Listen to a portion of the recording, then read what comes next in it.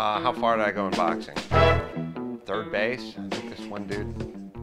Well, that was back then. I think it'd be like first now.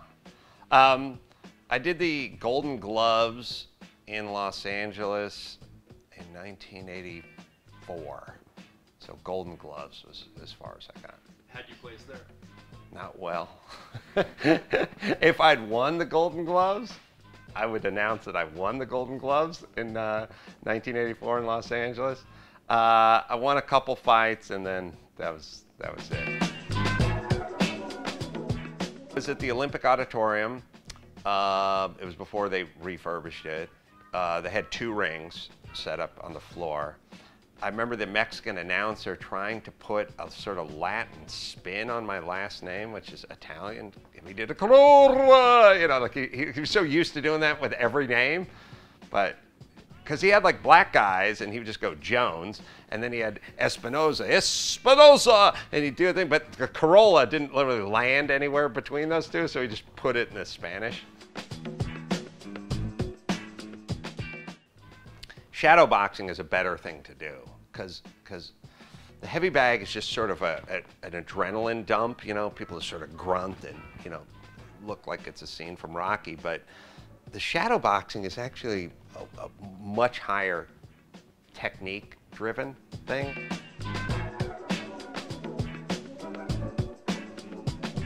Yeah, Jimmy was at K-Rock. He was Jimmy the sports guy. He was fighting Michael the maintenance man. He hadn't been there very long, a few months, and they just needed a trainer.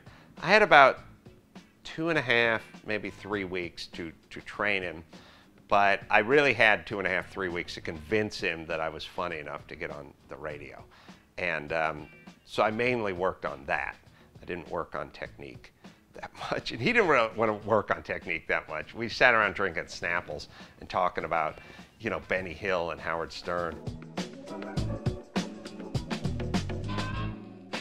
I've always been interested in just communicating. I just have ideas.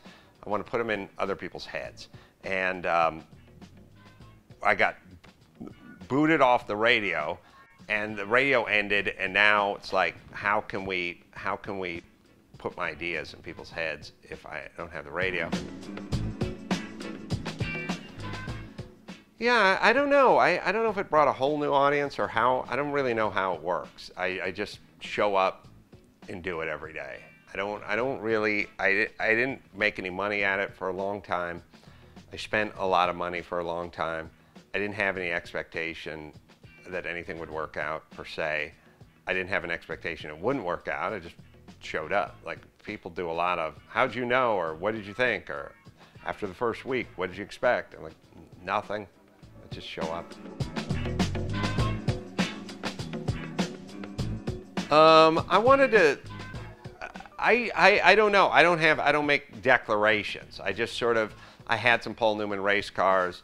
I was very familiar with Paul Newman's driving career. I read a book on it.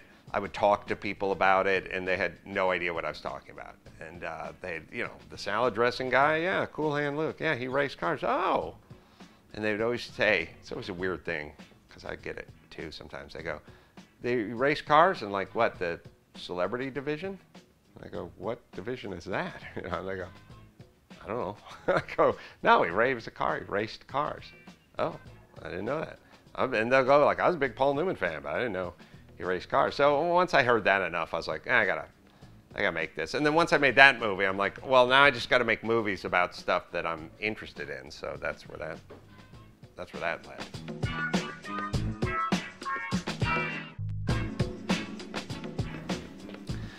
Yeah, well, maybe it's a brown list, you know. I don't know if it's black, but it's sort of like, it doesn't help, but I don't need the help because I have a pirate ship that I built myself. So I get to be self-employed.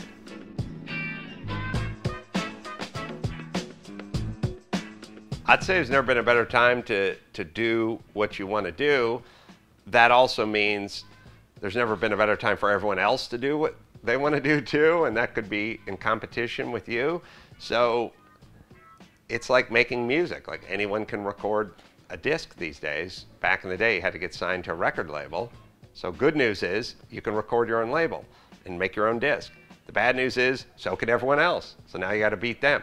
So is it good? Is it bad? We'll see how good your band is.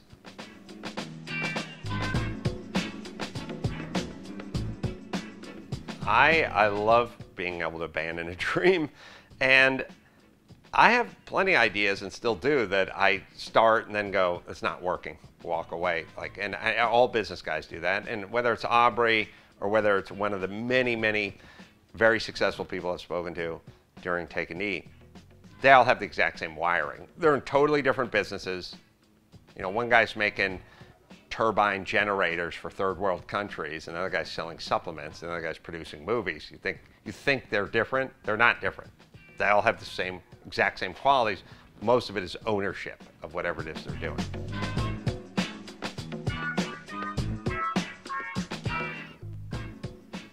Persistence, just do it every day.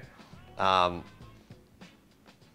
sort of salmon upstream kind of move, like stopping and not asking where we're going to spawn and everything, just putting your head down and just moving forward, getting yourself tuned up so that you can recognize good and bad things that are opportunities, things to stay away from, and generally looking at everything as an opportunity, and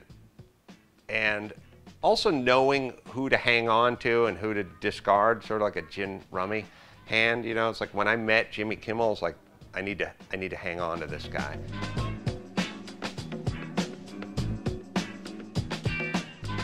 I don't have regrets about saying the truth, but I don't know. I suppose other people might, but I don't have any problem with it. It served me well, but even if it doesn't, you get to be the guy who goes to your grave knowing you spoke the truth.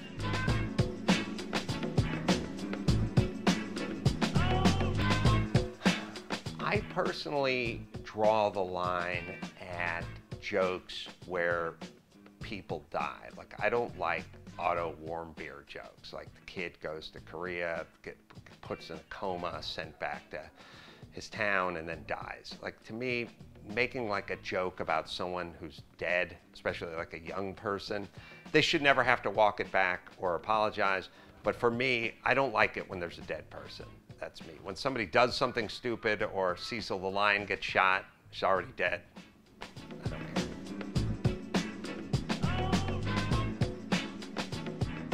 I do want my kids to struggle. Not like I did. I wouldn't want my worst enemy to struggle like I did, but I'd like a little friction, a little resistance, a little gravity in their life. How do we do it? You know, simple things like you get a Frappuccino, no whipped cream. Oh, the evolution of Mangria. It is sangria, but it's high octane sangria, and I had a little red wine, had a little vodka one night, put it together, tasted like ass, put a little orange in there, put some ice in there, tasted like the opposite of ass, titties.